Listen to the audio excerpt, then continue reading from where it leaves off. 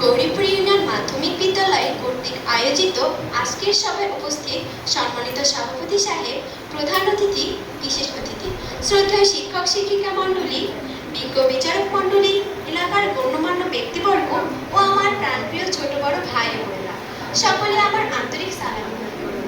আসসালামু আলাইকুম। জানি না বিচারক মণ্ডলীদের দৃষ্টি আকর্ষণ করতে পারবো কিনা, তবুও একবার চেষ্টা করে যাব। বিজ্ঞ বিচারক মণ্ডলী, সবাইকে জানাই জুলাই বিপ্লবের রক্তিম শুভেচ্ছা। আজ আমি বাংলাদেশের সাম্প্রতিক ইতিহাসের একটি গুরুত্বপূর্ণ ঘটনা জুলাই বিপ্লব 2024 সম্পর্কে কয়েকটি কথা বলবো। এটি ছিল ছাত্র সমাজ এবং সাধারণ জনতার অদম্য সাহস, একতা ও আত্মত্যাগের এক অবিস্মরণীয় অধ্যায়। জুলাই আগস্ট অভ্যুত্থান আমাদের জাতীয় জীবনে গণতন্ত্র, ন্যায় বিচার, মানুষের অধিকার পুনরুদ্ধারের সংগ্রামের প্রতীক। আমরা আজ এক গৌরবময় ইতিহাস স্মরণ করতে একত্রিত হয়েছি। 1972 সালের এক নির্বাহী আদেশে বাংলাদেশের সরকারি, বেসরকারি, আধা সরকারি, প্রতিরক্ষা, জাতীয়করণকৃত প্রতিষ্ঠানে কোঠা ব্যবস্থা চালু হয়। নানান সংযোজন ও বিয়োজনের মাধ্যমে প্রতিবন্ধী কোঠা ও নানান বিষয় যোগ হয়।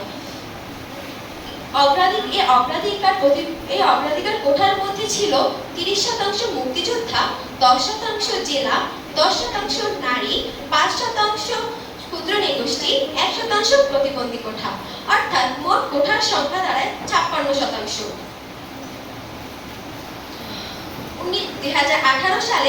2018 সালে শিক্ষার্থী ও চাকরি প্রার্থীরা আন্দোলন গড়ে তোলে তীব্র।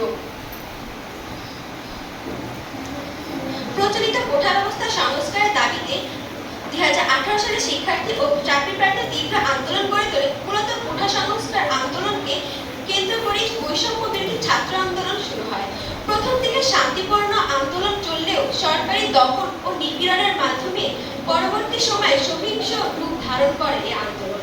16 জুলাই বেগম রোকেয়া বিশ্ববিদ্যালয়ের সামনে আন্দোলনরত ছাত্রদের উপর পুলিশের আক্রমণে শহীদ হন সমন্বয়ক আবু সাঈদ।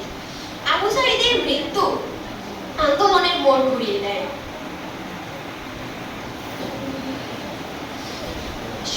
সরকার সারা দেশব্যাপী কারফিউ জারি করে, ইন্টারনেট ও সামাজিক যোগাযোগ মাধ্যম বন্ধ করে দেয়। তবে সরকারের এই কার্যকলাপ আন্দোলন দমন করতে ব্যর্থ হয়, বরং সাধারণ মানুষের ক্ষোভ আরো বাড়িয়ে দেয়। 16 জুলাই থেকে 5 আগস্ট পর্যন্ত 1400-রও বেশি মানুষ শহীদ হন এবং 22,000-এরও বেশি মানুষ আহত হন। কি নির্মম অবস্থা! অনেক মানুষ নিজের না চাওয়া সত্ত্বেও পঙ্গুত্ব এবং অন্ধত্ব বরণ করতে হয়েছে। জাতিসংঘের এই মানবাধিকার কমিশন এই ঘটনা তদন্ত করে এবং মানবাধিকার লঙ্ঘনের জন্য সরকারকে দায়ী করে। এই ঘটনাকে জুলাই গণহত্যা নামে অভিহিত করা হয়েছে। 2024 সালের জুলাই মাসে যুগান্তকারী এই ঘটনা জুলাই বিপ্লব বা জুলাই গণঅভ্যুত্থান নামে পরিচিত।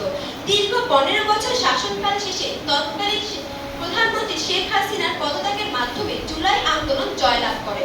এই বলে আমি আমার ক্ষুদ্র বক্তব্য এখানে শেষ করছি। সবাইকে ধন্যবাদ।